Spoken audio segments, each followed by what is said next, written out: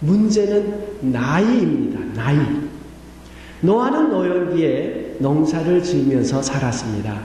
그는 포도나무를 심고 포도를 수확해서 포도주를 만들었습니다.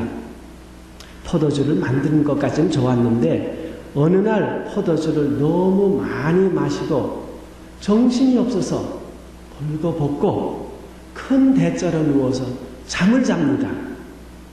이 장면을 둘째 아들인 함이 보고 형과 동생에게 이야기를 합니다.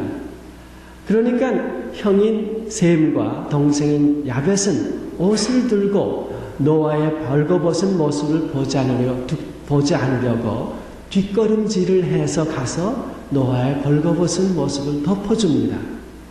나중에 잠에서 깬 노아가 이 사실을 알고 노발대발합니다. 그러면서 하는 말이 둘째 아들 함을 저주를 합니다. 그러면서 내 자손들은 내 형과 내 동생의 자손들의 종이 될 거라고 저주를 퍼붓습니다. 노아의 마지막 이야기가 저로 하여금 잠깐 생각에 잠기게 만들었습니다. 첫째로 의인인 의인도 나이가 들면 실수를 할 수 있구나 하는 것입니다. 젊었을 때 그렇게 멋진 삶은 사람들이 나이가 들어가면서 저를 포함해서입니다. 참 보기 싫은 그런 모습으로 변해가는 것을 보면서 마음 아파합니다. 어떻게 사람이 저렇게 변할 수 있을까? 혀를 찹니다. 그런데 그 문제가 뭔가 하면은 그런 그 모습이 남의 일이 아니라는 것입니다. 내 일이 될 가능성이 아주 높다는 것이 문제입니다. 저는 주위의 사람들이 저를 보면서 참 멋있게 늙어가는구나 하는 말을 해줬으면 얼마나 좋을까, 또 그런 말을 듣는 사람이면 얼마나 좋을까 생각해 봅니다. 둘째로 성경에 노아의 아내 이야기가 나오지 않습니다. 그 마지막 장면에. 저는 왜 그때 노아의 아내가 그 자리에 없었을까 생각해 보았습니다. 이미 세상을 떠났든지 아니면 다른 곳으로 마시를 갔든지 둘 중에 하나입니다. 만약 그때 노아의 아내가 그 자리에 있었다면 사정은 달라졌을 텐데 생각했습니다. 우선 술을 그렇게 많이 먹게 내버려 두지 않았을 겁니다. 설사 술을 그렇게 많이 먹고 취했더라도 벌거벗고 자게 내버려 두지 않았을 것이라는 겁니다. 만약에 노아의 아내가 먼저 세상을 떠났다면 노아는 노년기에 아주 가련한 늙은이였을 것 같습니다. 그래서 홀로 술로 세월을 보내지 않았나 생각해 봅니다.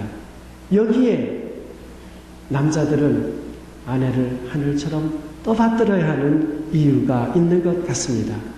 힘이 있을 때 아내에게 잘해야지 라고 다짐해 봅니다. 그러나 그게 며칠 갔지 장담은 못합니다. 가렵다고 하면 등도 좀 박박 긁어주고 허리가 아프다면 주물러도 주고 또 가끔 설거지도 해주고 아내가 오래 살아야 노아처럼 말년에 구차하게 지내지 않을 것 같습니다. 세 번째로 노아는 자기가 실수를 해놓고 남에게 화풀이를 한 것 같습니다. 물론 둘째 아들이 잘못했습니다. 그러나 그렇게까지 둘째 아들을 저주를 해야 했을까 생각해 보았습니다. 사실은 나이가 들어가면 사람들이 별것도 아닌 것 가지고 화를 벌컥벌컥 내거나 자기의 잘못을 남에게 덮어 씌우려고 합니다. 사람은 누구나 실수를 할 수가 있습니다.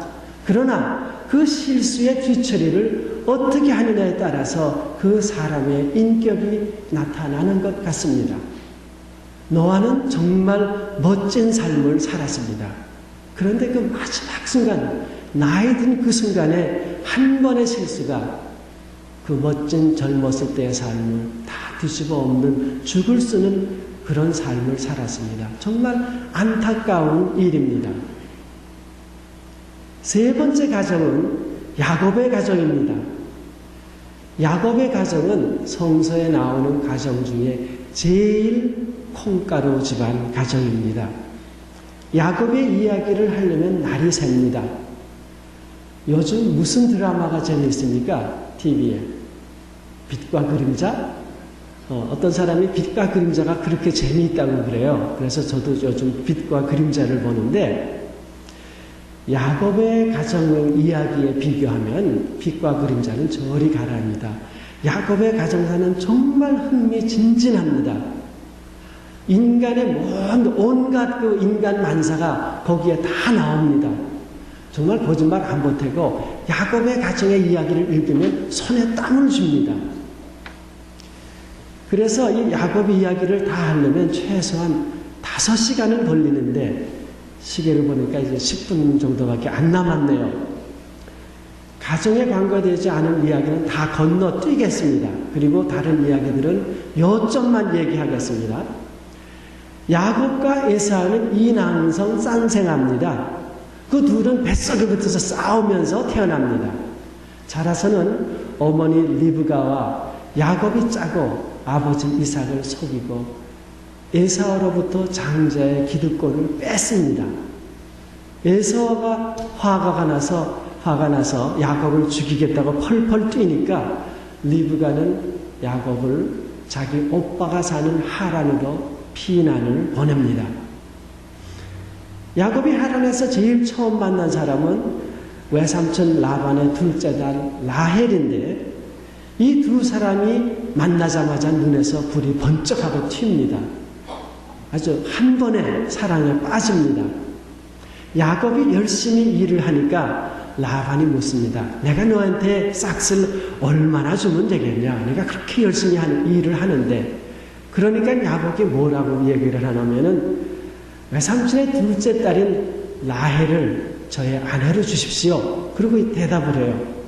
그러면서 야곱과 라헬은 7년 동안 일을 하면, 야곱과 라반은 7년 동안 일을 하면 라헬을 아내를 준다는 그런 계약을 하고, 야곱은 7년 동안 죽도록 고생하고 일을 합니다. 7년이 꽉 차서 장가를 들어가지고 첫날 밤을 지내고, 그 다음날 아침에 정말 뿌듯한 행복감에 젖어서 옆에 누워있는 아내를 탁 쳐다보니까, 이게 웬 조화입니까? 자기가 사랑하던 라헬이 아니고 라헬의 언니인 리아가 누워있는 거예요. 그래서 당장 일어나가지고 삼촌에 앉아서 따졌습니다. 이게 도대체 세상에 이런 일이 있을 수 있느냐. 그리고 따졌더니 외삼촌이 하는 말이, 우리 고장에서는 동생을 먼저 시집을 보내는 그런 법은 없다네 하고 시치미를 뚝 떼는 거예요. 그래서 야곱은 다시 7년간 일을 하기로 약속을 하고 7일 후에 라헬과 결혼을 또 합니다. 복도 많은 사람이에요. 그렇지만 14년을 그 두 아내를 얻기 위해서 일을 합니다. 그런데 참 재밌는 것은 야곱은 라헬이 좋아서 거의 매일 밤 라헬의 방에 가서 잠을 잡니다. 그런데 아기가 안 생기는 거예요. 그런데 이상한 것은 좀 어눌한 레아의 방에는 가물에 콩나듯이 가끔 들어가는데, 이 레아는 아들 넷을 그냥 내려놨는 거예요. 그러니 라헬이 얼마나 속이 상하겠어요. 그래서 라헬이 강짜를 부립니다. 나에게 애를 낳아주지 않으면 나는 죽을 거야. 그렇게 얘기를 합니다. 그러니까 야곱이, 야, 아들을 못 낳는 게 내 탓이냐? 이건 하나님 탓이다. 내가 하나님 대신을 어떻게 할 수 있겠느냐? 그리고 야곱이 라헬을 도닥여줍니다. 그런데 라헬은 자기의 몸종을 야곱의 방에다 들여보냅니다. 그래가지고 아들을 둘을 낳게 해요. 라헬의 몸종의 이름은 빌라라는 그 아주 굉장히 나이 어린 몸종이에요. 그래가지고 아들을 둘을 낳으니까 라헬이 뭐라고 얘기를 하는가 하면은 내가 언니와 크게 경쟁을 해서 이겼다. 그리고 얘기를 합니다.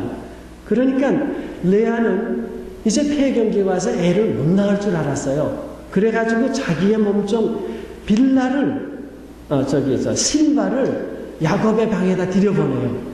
그래가지고 아들 둘을 떠났습니다. 그러니까 이 레아가 뭐라고 그러는가 하니 기쁘도다. 모든 딸들이 나를 기쁜 여자라고 찬성하겠구나 하면서 약을 바짝바짝 올립니다. 그런데 어느 날 레아의 큰아들 르우벤이 양을 치다가 합한채라는 약초를 캐가지고 와서 어머니에게 줍니다. 이 합한채는 뭔가 하면 뿌리가 아주 요상하게 둘로 이렇게 갈라져가지고 그 뿌리 모양이 여자의 하체하고 비슷하대요. 그래가지고 그 고장에서는 정력제 아니면 최음제 아니면 여자들이 그거를 먹으면은 임신을 한다고 믿었다고 합니다. 그거를 라헬이 봤어요. 그래가지고 언니한테 뭐라고 하면 언니 그거 놔줘 그럽니다. 그러니까 리아가 정신이 나갔습니까? 그걸 왜 줍니까? 야 내가 나한테서 남편을 뺏어가더니 이제는 내 아들이 갖다 준 이 합한채까지 뺏으려고 그러냐? 그러면서 안 된다고 그래요. 그러니까 라헬이 뭐라고 하냐면 언니 그러면 내가 오늘 밤 야곱을 언니 방에 가게 해줄게. 그거 놔줘 그럽니다. 그러니까 리아가 가만히 생각해보니까 믿을 게 없을 것 같아요.